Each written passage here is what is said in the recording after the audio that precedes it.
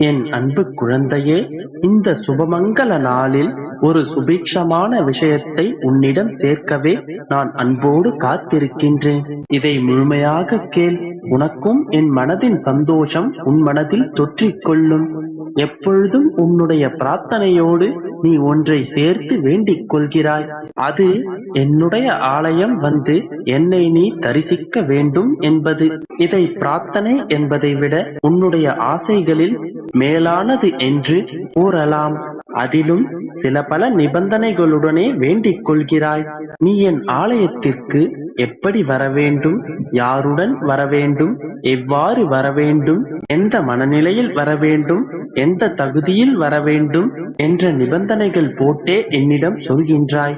உனதிந்த ஆசைகள் முழுமையாக நிறைவேறும் என்றால் உன்னுடைய அத்தனை பிரார்த்தனைகளையும் நான் நிறைவேற்றியே ஆக வேண்டும். கூடிய விரைவில் அனைத்தையும் உனக்கு நான் நிறைவேற்றி தருவேன். அதற்கு முன் உன்னிடம் இருக்கும் சிறு சிறு குறைகளை மட்டும் நீ சரி செய்து கொள். உன் வாழ்க்கை உன் கையில் தான் இருக்கின்றது. அதில் எந்த மாற்றமும் இல்லை.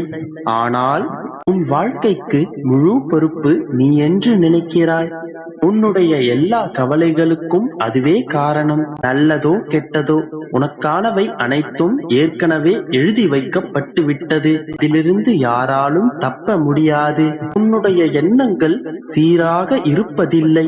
எதையெதையோ நினைத்து சிந்தித்துக் கொண்டிருக்கின்றாய். வீணாக யோசித்துக் கொண்டே இருக்கின்றாய். உன்னுடைய எண்ணங்கள் திசைக்கு திசை மாறி அனைத்து விஷயங்களையும் உன் தலையில் போட்டு சுமந்து கொண்டிருக்கின்றாய். அந்த வெளிப்பாடுதான் உன்னை இன்று மன அழுத்தத்தில் தள்ளி இருக்கின்றது. அதிலிருந்து மீண்டு வர நீ நிச்சயம் முயற்சிக்க வேண்டும். எந்த விஷயத்திலும் அதீத சிந்தனை, அதீத யோசனைகள் கண்டிப்பாக வேண்டாம். முடிந்தவரை முயற்சி செய். உன் முயற்சி இல்லை என்றால் உன் வாழ்வில் இங்கு எதுவும் நடக்காது. ஆனால் ஒரு கட்டத்தில் உன்னால் முடியவில்லை என்றால் அதையே நினைத்து வருந்திக் கொண்டிருக்காதே. அந்த விஷயத்தை என் பாதங்களில் வைத்துவிடு. அன்றோடு அந்த விஷயத்தை நீ மறந்தும் விடு. அந்த நொடி முதல் அந்த நிகழ்வு என் பொறுப்பில் வந்துவிடும். அதன் பிறகு உன் மனம் லேசாகும். அதை விட்டு எப்பொழுதும் அழுத்தமான மனநிலையிலேயே இருக்கின்றாய். உன்னுடைய மனதில் இருக்கும் அழுத்தத்தை உன் அப்பா நான் உணர்கின்றேன். என் பிள்ளையான நீ தளரலாமா?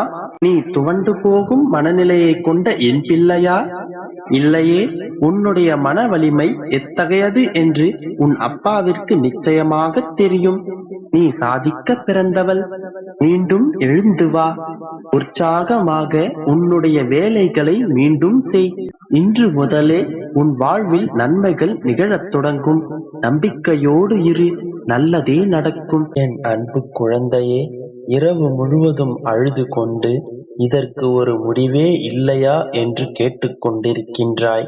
வாழ்க்கையில் என்னால் மட்டும் வேகமாக முன்னேற முடியவில்லையே என்று வருத்தப்பட்டு கொண்டிருக்கின்றாய். பின்வாங்காமல் முன்னேறிக் கொண்டே செல்கின்றாய் அல்லவா? அதை நினைத்து சந்தோஷப்படு. தொடர்ந்து முயற்சி செய்து கொண்டே இரு.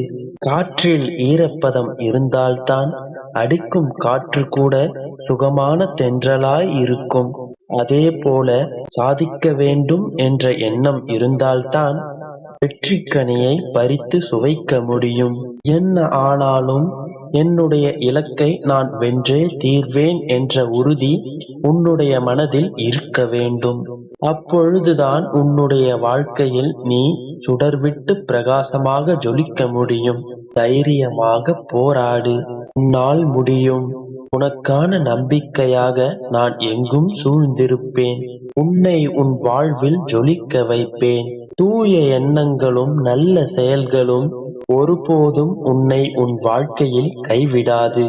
விழுவதெல்லாம் எழுவதற்காகத்தானே தவிர அழுவதற்காக அல்ல.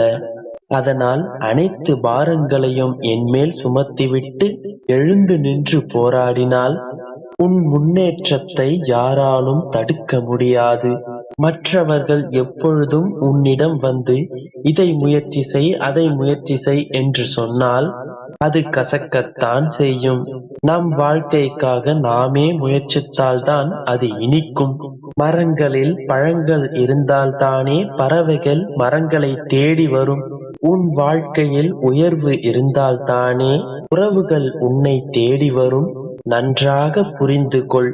என்னை புரிந்து கொள்ளவும் யாரும் இல்லை, எனக்காக உதவி செய்யவும் யாரும் இல்லை என்று கலங்காதே.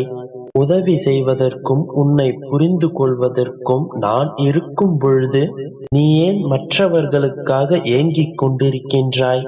குழந்தையே, உன்னை நல்ல வழியில் பயணம் செய்ய வைத்து ஆரோக்கியமாக வாழ வைத்து வாழ்க்கையில் உயர வைப்பேன். நல்லதையே நினைக்கும் என்னுடைய செல்ல பிள்ளையான உனக்கு நல்லதை மட்டுமே நடக்க வைப்பேன். இன்று முதல் நீ வைக்கும் ஒவ்வொரு அடியும் வெற்றியில்தான் முடியும். உன் மனதில் இருக்கும் பாரம் முடியப் போகிறது. தெய்வம் உன் வாழ்க்கையில் செய்ய போகும் அனைத்தும் இனி தடைபடாது. நோயற்ற வாழ்வை பெற்று நலமாக. என் அன்பு குழந்தையே, நாளைய விடியலில் நீ இத்தனை காலங்களாக என்னிடம் விரும்பி வேண்டி கேட்டது வரமாக கிடைக்கப் போகின்றது. உன் வாழ்க்கையில் நடக்கின்ற அனைத்து விஷயங்களுக்கும் ஒரு காரணம் இருக்கின்றது. சில விஷயங்கள் உனக்கு சந்தோஷத்தையும் நிம்மதியையும் கொடுக்கும். சில விஷயங்கள் உனக்கு வருத்தங்களையும் கஷ்டங்களையும் கொடுக்கும். அவையெல்லாம் எல்லோருடைய வாழ்க்கையிலும் நடக்கும். ஆனால் அதை ஒருவர் புரிந்து கொண்டால் இன்னொருவரால் புரிந்து கொள்ள முடியாது. அப்படியே நடப்பதை புரிந்து கொண்டாலும் செயல்படுத்த முடியாதவாறு கர்ம வினைகள் துரத்துகின்றது.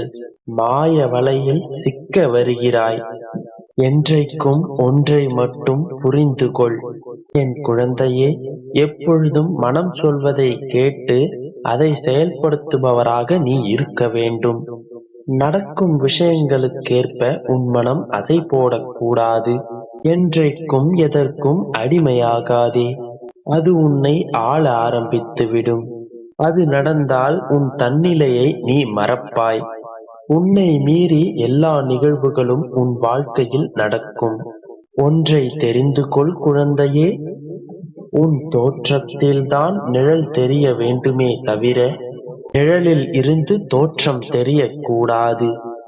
ஒரு அடியில் உள்ள நூல் சிக்கலடைந்தால் அந்த சிக்கலை எளிதில் நீக்கலாம். ஆனால் உனது வாழ்க்கையிலோ நூலின் கண்டுகளாக உன் வாழ்க்கை உள்ளது. அதை எப்படி நான் அறியாமல் இருப்பேன்? எவ்வளவு வேண்டுமானாலும் சிக்கல்களை விடுவிக்கத்தான் கர்மாக்களுடனும் மாயைகளுடனும் மீட்க போராடிக் கொண்டிருக்கின்றேன். அந்த நூலில் நீ மட்டும் தனியாக மாட்டிக்கொள்ளவில்லை, உன்னை சார்ந்தவர்களும் உள்ளனர். அந்த சிக்கல்களை அவிழ்ப்பதற்கான நுணுக்கங்கள் உன் கண்களில் படும்பொழுது நீ பயந்தால் அது உன் கண்களுக்கு தெரியாது. அதனால் பொறுமை காக்க வேண்டும். ஒவ்வொரு சிக்கல்களையும் அவிழ்க்கும் பொழுதுதான் உன் மனதின் கோணலான சிக்கல்கள் அவிழ்க்கப்படுகின்றன. என்றைக்கும் நீ சந்தோஷமாக இருக்க வேண்டும். எதை நினைத்தும் கலங்காதே குழந்தையே. எல்லாவற்றையுமே உன் அப்பா நான்